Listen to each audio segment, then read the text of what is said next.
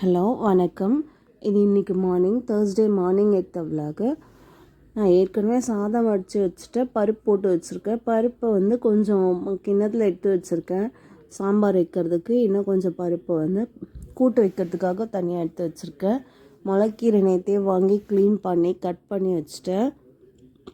Cut பண்ணி அது கூட வெங்காயம் பச்சை மிளகா எல்லாம் எடுத்து வாஷ் பண்ணி இது கூட கட் பண்ணி இதில் போட்டாச்சு. கூட்டில் போட்டு ஒரு விசில் விட்டேன். கூட சால்ட்டும் பெருங்காயத்தூளும் ஆட் பண்ணியிருக்கேன். லைட்டாக மஞ்சத்தூள் ஆட் பண்ணியிருக்கேன்.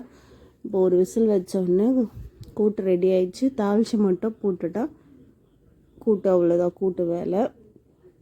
அந்த சைடு இட்லிக்கு சாம்பார் வைக்கலான்னு ரெடி பண்ணிட்டுருக்கேன்.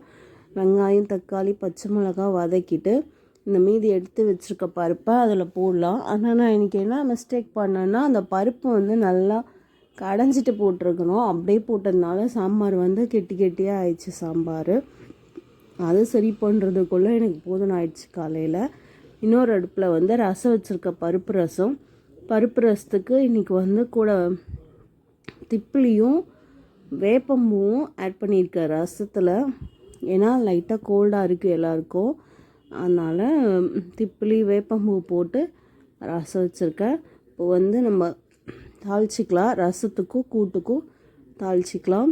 கடுகு போட்டு சீரகம் கூட 2 வரமிளகா போட்டு தாளிச்சாச்சு. கொஞ்சம் ரசத்தில் போட்டு கொஞ்சம் கூட்டில் போட்டாச்சு. நெக்ஸ்ட்டு இட்லி.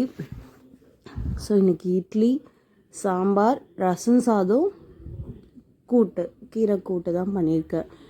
கூட்டு கீரை முளைக்கீரை கூட்டு பண்ணியிருக்கேன். இட்லியை ஊற்றி வச்சுட்டு ரசத்தையும் இன்னொரு அடுப்பில் ரெடி பண்ணியாச்சு. ரசத்தில் புளி சால்ட்டு பெருங்காயத்தூள் எல்லாம் போட்டு ரெடி பண்ணி வச்சாச்சு. அந்த சைட் சாம்பாரும் ரெடி ஆயிடுச்சு. நான் கொஞ்சம் சாம்பார் பொடி ஆட் பண்ணுவேன் எப்போயுமே சாம்பாருக்கு.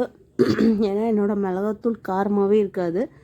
அதனால் லைட்டாக சாம்பார் தூள் ஆட் பண்ணுவேன். இவ்வளோதான் இன்றைக்கி லஞ்சு. எல்லாம் ரெடி ஆனதுக்கப்புறம் பேக் பண்ணி வச்சுட்டேன். ரசம் சாதம் கீரை கூட்டு செவ்வாழையும் பிஸ்கெட்டும் இட்லி சாம்பார். ஓகே பாய்.